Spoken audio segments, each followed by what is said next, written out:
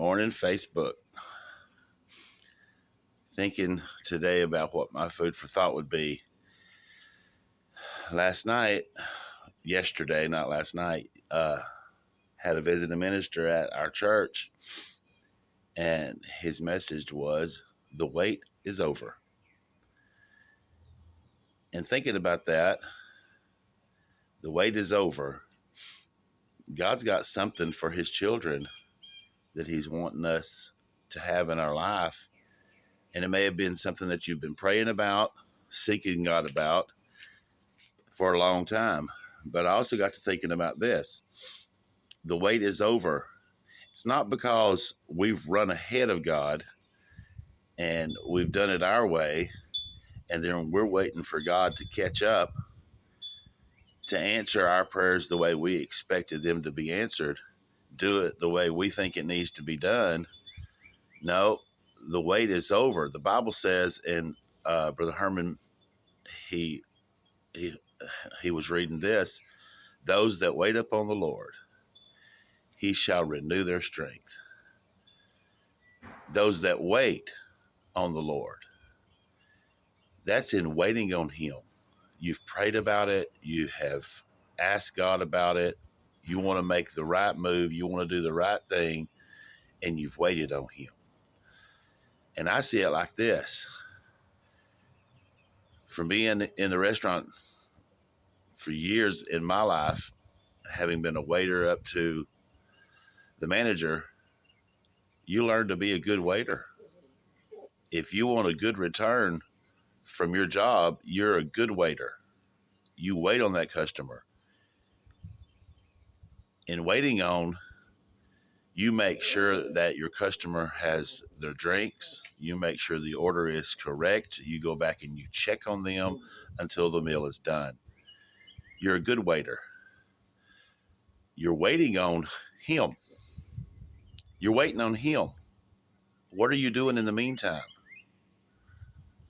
We're waiting on him. We're working for him. We're doing something for him along the way until the waiting is over and you receive what is yours.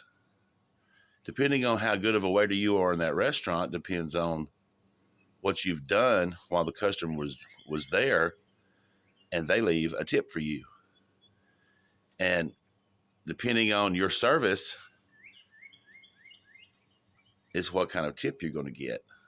So in waiting on him, what are you doing while you're waiting? And he ministered yesterday, your wait is over. So if you've been faithful in the small things, the word says he'll make you ruler over much. If you've been faithful in your service, doing what he asks you to do, not running ahead of him and doing what you think you're supposed to do, but waiting on him. In that waiting, while you're working for him, doing what you can, he renews your strength. The Bible says, as an eagle, he has something in store for you. And I believe that message yesterday was an on-time word. We were ready for it, and now we're expecting. We're in expectation of what's next. And it may not be where sometimes we've run to ahead of God to think that we know what the answer is and we know what he's supposed to do. And Lord, if you'll do it like this, then I'll live like this. No, we've been waiting on him. We have been trusting in him, and we know that he's going to be there.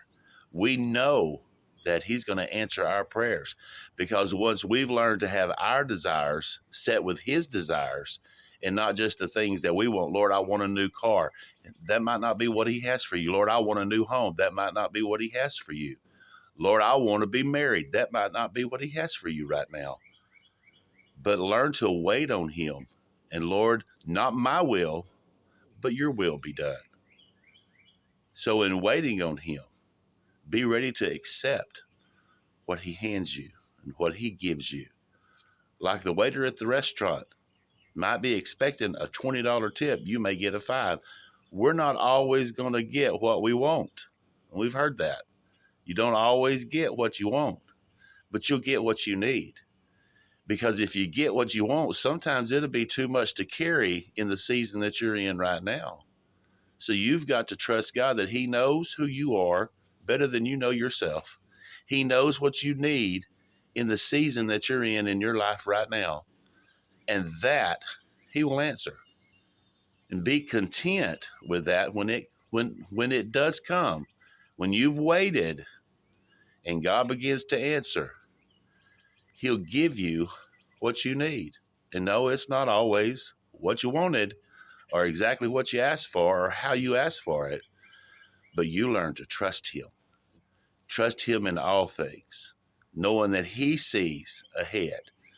You might think that you could handle, Lord, I need $1 million, but would you be a steward of what He has handed you at this season in your life? You think, yes, oh, yes, I would, but would you?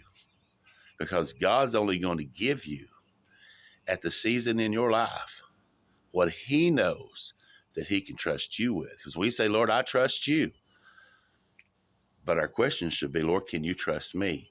And find it in the Word of where He can trust you.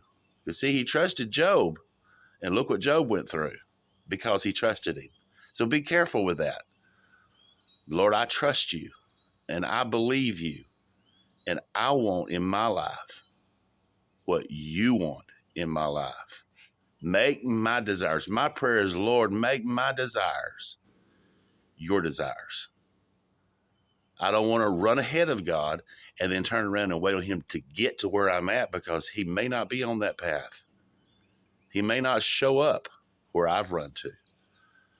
But if I wait on Him before I take that path, then He's going to meet me where I'm at. That's my thought for the day. For some of us, the wait is over. God bless y'all. Beautiful day today. Look at that.